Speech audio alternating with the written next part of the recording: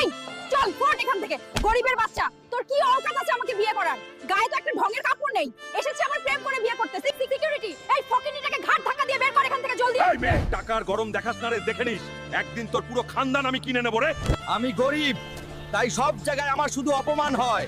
ওই পুরনো ভুতুড়ে হাভেলি থেকে যে সোনার মুকুটটা আনতে পারবে সে 30 কোটি টাকা পুরস্কার পাবে। আমি আনবো ইনাম। জায়গাটা তো খুব বিপজ্জনক মনে হচ্ছে, তাই হয়তো ভয়ে কেউ সোনার মুকুট আনতে আসেনি। কিন্তু যাই হয়ে যাক, এই গরিবি দূর করার জন্য আমি ওই মুকুট নেই ছাড়বো।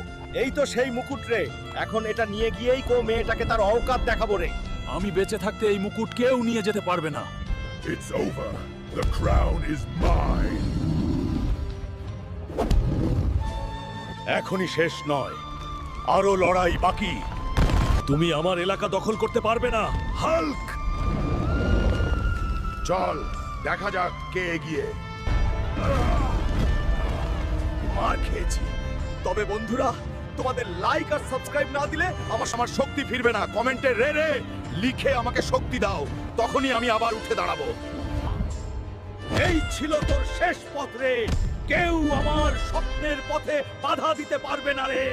শোন, আজ থেকে তোর সেই অহংকার আর ঘৃণার দাম দিয়েছে মাটির সাথে। এখন থেকে শিখিস, গরিবের ছেলেও হতে পারে কেউ বড়।